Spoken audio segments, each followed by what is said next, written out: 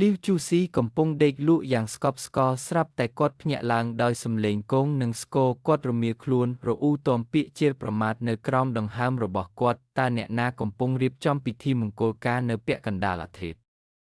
ប៉ុន្តែភ្លាមនៅពេលដែលគាត់បិទភ្នែកម្ដងទៀតបេះដូងរបស់គាត់លោតញាប់មានអ្វីមួយខុសប្រក្រតីគ្រួសាររបស់គាត់រស់នៅតែម្នាក់គត់ក្នុងចម្ងាយរាប់ម៉ាយជុំវិញតើក្បួនដង្ហែពិធីមង្គលការនេះមកពីណា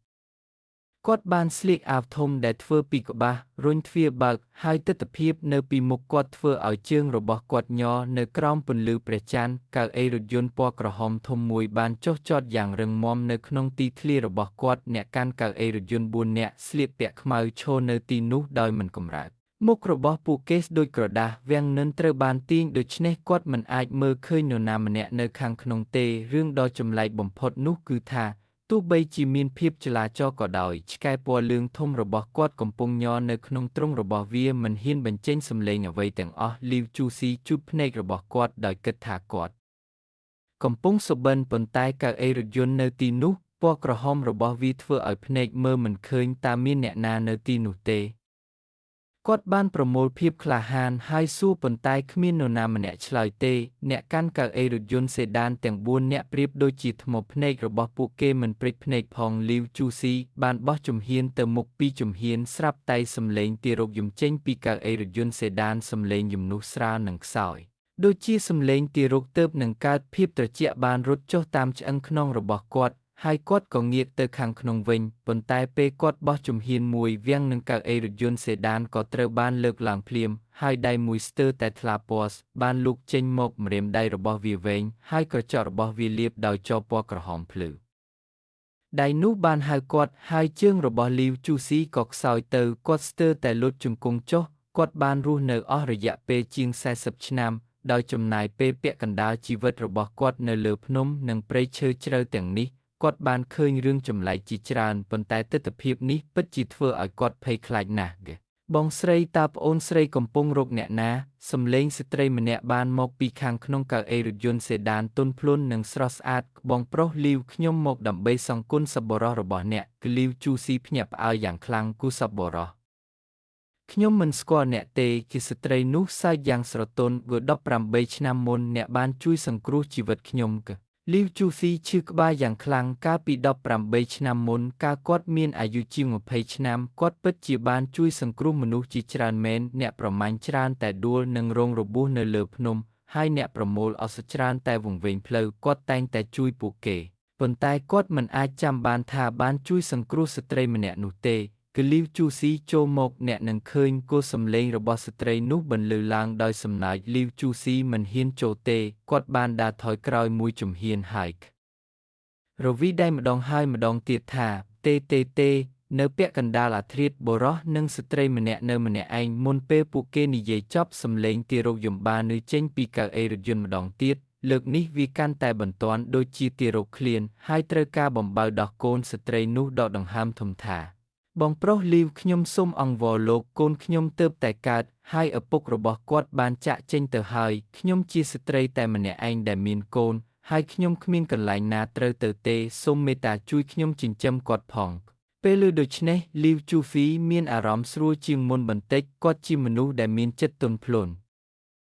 ហើយមិនអាចទ្រាំទ្រនឹងឃើញក្មេងកំព្រានិងស្ត្រីមេម៉ាយរងទុក្ខវេទនាបានទេប៉ុន្តែបន្ទាប់មកគាត់គិតថាវាជាពាក់កណ្ដាលអាធ្រាត្រកៅអីរថយន្តចម្លែកនេះអ្នកកាន់រថយន្តដែលមានមុខស្លេកស្លាំងនេះមានអ្វីមួយហាក់ដូចជាមិនត្រឹមត្រូវក៏បងស្រីតើអ្នកជាមនុស្សឬខ្មោចទេ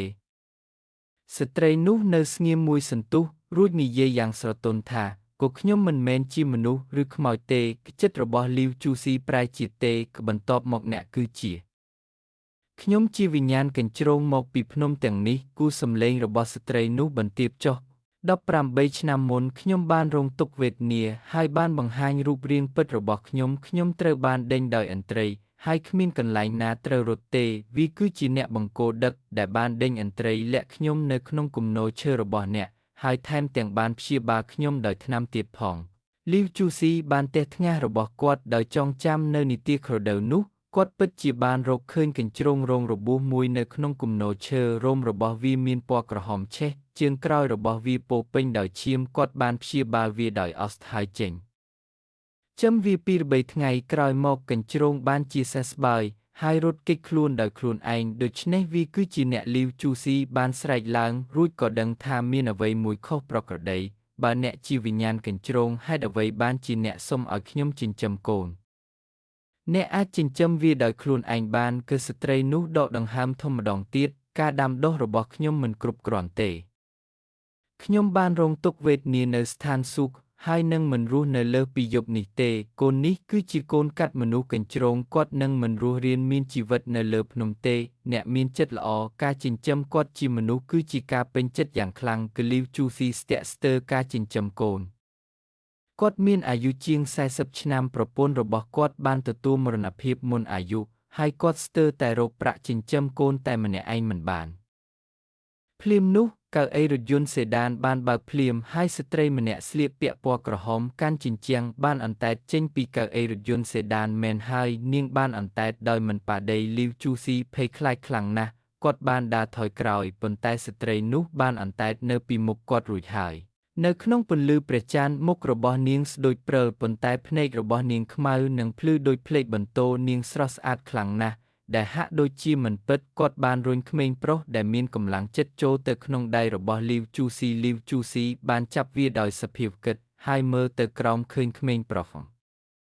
អ្នកមានស្បែកសាហាវសម្លឹងមើលគាត់ដោយភ្នែកបើកចំហចូលយើងដាក់ឈ្មោះគាត់ស្ត្រីនោះនិយាយលីវជូស៊ីបើកមាត់ចិត្តរបស់គាត់ទេស្អាតភ្លាមនោះទារកក្នុងដៃរបស់គាត់ញឹមដាក់គាត់ស្នាមញឹមនោះបានធ្វើឲ្យបេះដូងរបស់លីវជូស៊ីទន់ភ្លន់ចូលយើងហៅគាត់ថាលីវនានដូចជាពាក្យមិនអាចបំភ្លេចបានស្ត្រីនោះងក់ក្បាលទឹកភ្នែកហូរចេញពីភ្នែករបស់នាង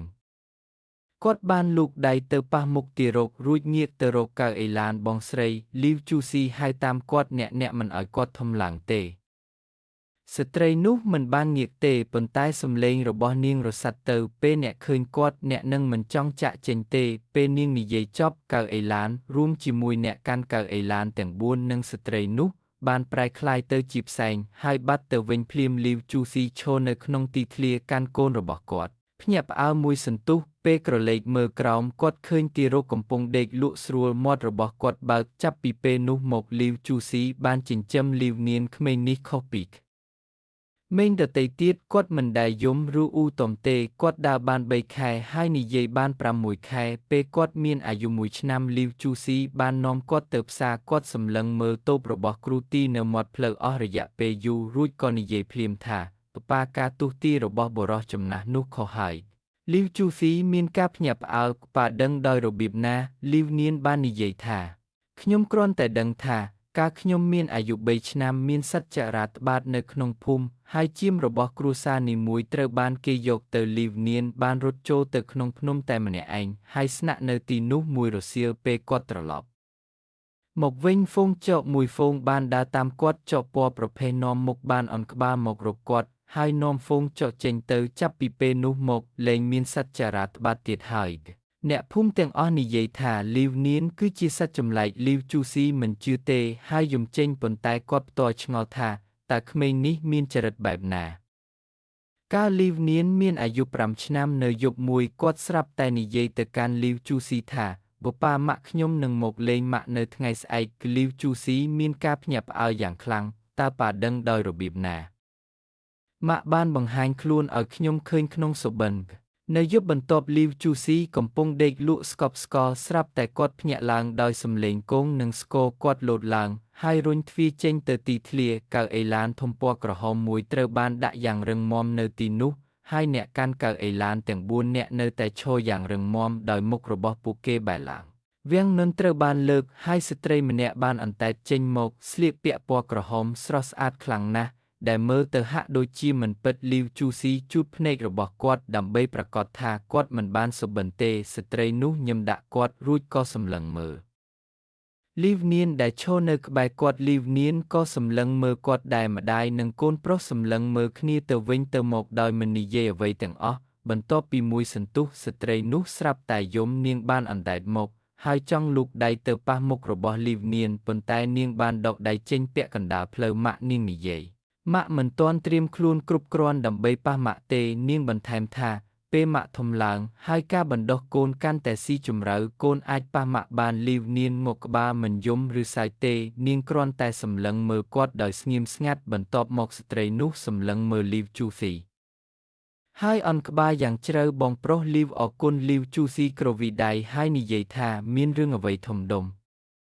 គាត់ក៏ជាកូនប្រុសរបស់ខ្ញុំដែរស្ត្រីនោះញឹមងាកហើយអន្តែតទៅរកកៅអីឡានម៉ាក់លីវនាងស្រែកឡើងភ្លាមស្ត្រីនោះឈប់មិនងាកមកវិញទេពេលណាម៉ាក់នឹងមកម្ដងទៀត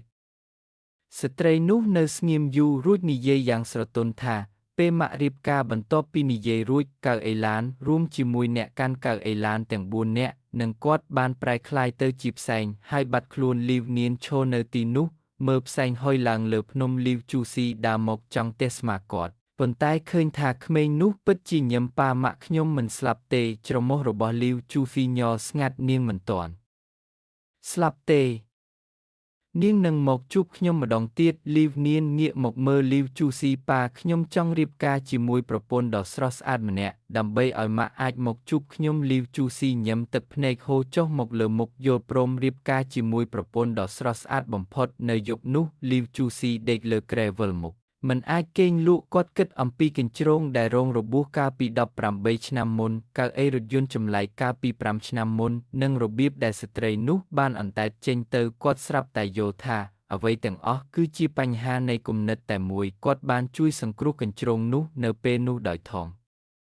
មតាដូចដែលគាត់កំពុងធ្វើដោយមិនរំពឹងអ្វីមកវិញឡើយយ៉ាងណាក៏ដោយកញ្ជ្រោងនៅតែចងចាំវាអស់រយៈពេល18ឆ្នាំដោយប្រគល់កូនប្រុសរបស់វាទៅឲ្យវាមុនពេលវាស្លាប់ដែលផ្ដល់ឲ្យវានៅការចងចាំពេញមួយជីវិតគាត់ងាកទៅមើលលីវនាងដែលកំពុងដេកលក់ស្រួលនៅលើគ្រែឥដ្ឋក្តៅនៅក្បែរគាត់ហើយមានអារម្មណ៍កក់ក្ដៅនៅក្នុងចិត្តរបស់គាត់មនុស្សគួរតែរក្សាចិត្តណាល្អមួយចំនួនក្នុងជីវិតជានិច្ចអ្នកណាទៅដឹងថ្ងៃណាមួយចិត្តណាល្អនោះអាចប្រែក្លាយទៅជាពរជ័យដែលមិននឹកស្មានដល់ដូចជារបៀបដែលគាត់បានដោះដូរដំបងសែងយកកូនប្រុសម្នាក់ដែរវាគឺជាកិច្ចព្រមព្រៀងដ៏មានតម្លៃមួយអ្នកមើលរឿងនេះហើយសូមជូនពរឲ្យមានសុខភាពល្អនិងរកស៊ីមានបានសូមជួយឲ្យបេះដូង Share និង Follow ម្នាក់មួយផង